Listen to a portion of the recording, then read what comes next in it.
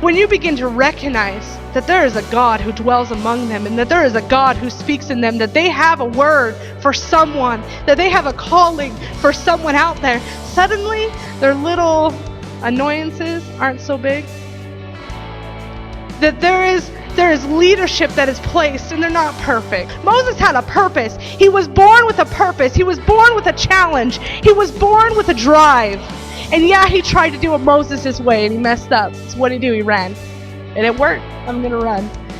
And even when God called Moses back, he came to him in a bush, in something easy for him to recognize.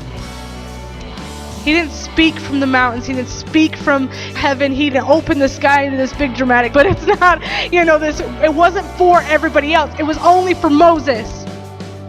And he called back those who had a purpose, those who had a drive, those who had calling in their life. He called them back, and he healed Moses, and he healed the brokenhearted.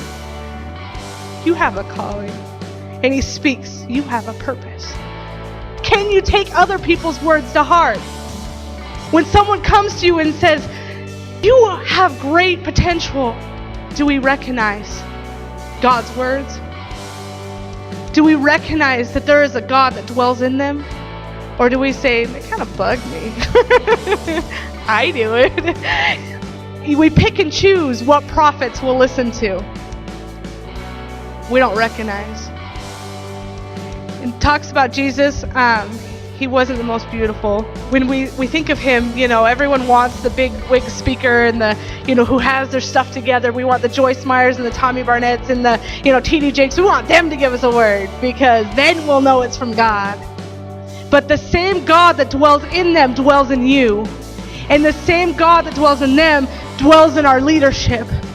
So when they come to you and they say, I see potential, I see a calling, you've just been hurt, let me help you heal that. Don't put up walls. Recognize that there is a God who dwells among us. The Word became flesh and dwelt among them. The Word becomes flesh still. The Word becomes flesh and it dwells among us, but do we recognize? It says later in that chapter, it says, but those who believe shall be called the sons of God. That those who believe. That if you can recognize when God is talking and you just choose to believe, I choose to believe, that you'll be called the Son of God.